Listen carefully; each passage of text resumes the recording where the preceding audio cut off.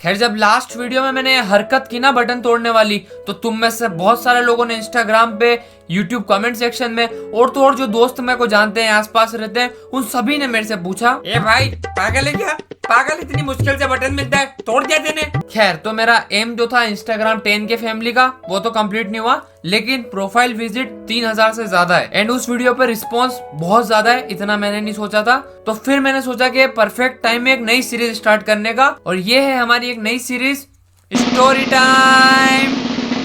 Story time. खैर ये story शुरू होती है आज से 8 महीने पहले, जब मेरे 100K सब्सक्राइबर हुए थे।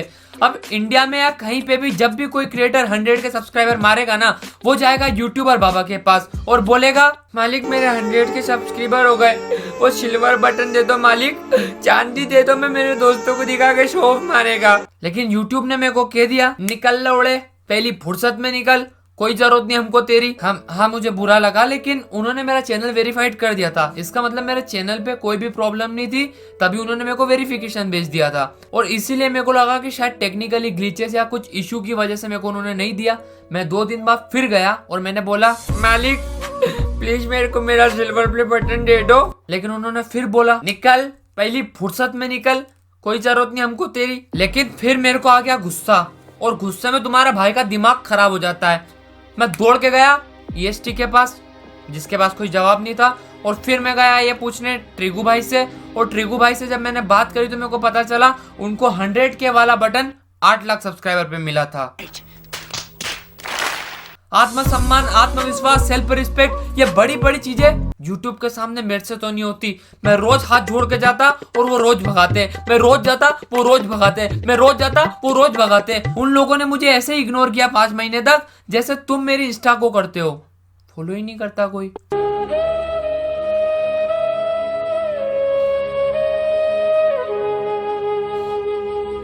फिर एक दिन मैंने उनको मैसेज किया और उधर से रिप्लाई आया ही नहीं। और अगले दिन उनका मैसेज आता है कि हाँ हम तुमको बटन दे रहे हैं, और मैं खुशी के मारे बोलता हूँ, क्या ये?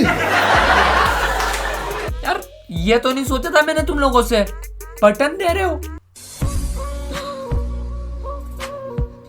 मैं चूतिया समझता तुम लोगों को, और तुम भगवान निकले। मैं तो तेरे को हरामी समझता था, तो राम निकला रे, देव मानुस निकला। देव मानुस निकले तुम। खैर इसके बाद उन लोगों ने मेरे को एक रिडम्पशन कोड दिया, जिसको एक साइट पे डालना पड़ता है।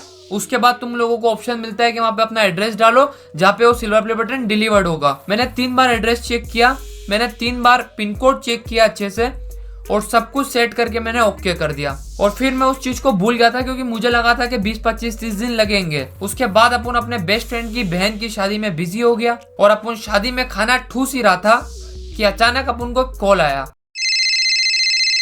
हेलो। हाँ सर, मैं UPS पोस्ट मुंबई से बात कर रहा हूँ। हाँ। क्या मैं दीपेश माहेश्वरी से बात कर रहा हूँ? हाँ दीपेश माहेश्वरी। सर आपका एक पार्सल आया है हमारे पास यूनाइटेड स्टेट से। अरे US से? जी सर।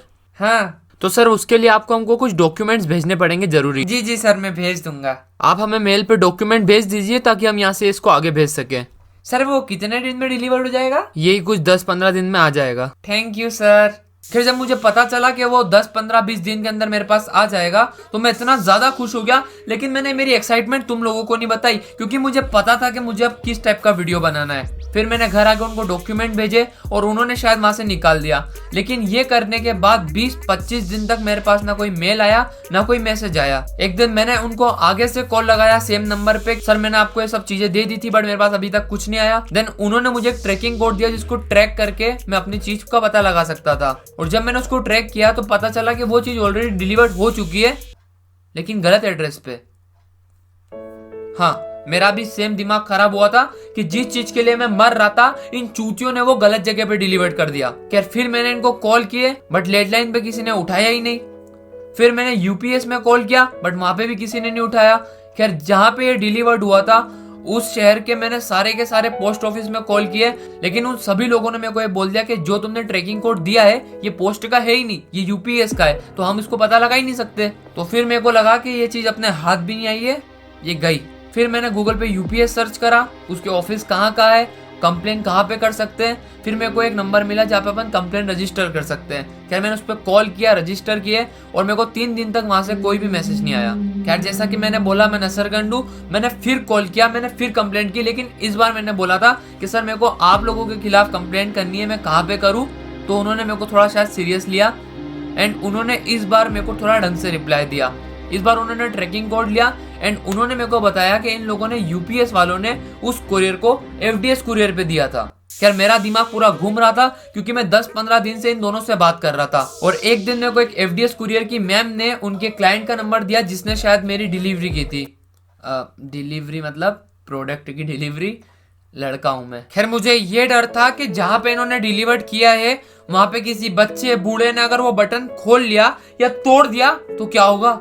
और मेरे को सच्ची बहुत डर लग रहा था और मेरे को बहुत चिंता हो रही थी कि यार जो चीज मेरे पास इतने दिन बाद आई है, जिस चीज के लिए मैंने मेहनत की है, वो किसी और को मिल गया। लेकिन इतने में अपन के पास कॉल आता है एफडीएस कुरियर से और वो लोग बोलते हैं कि हमने आपका डिलीवर किया था लेकिन वो एड्रेस गलत था, वहां पे कोई दीपेश माहेश्वरी रहता ही नहीं था।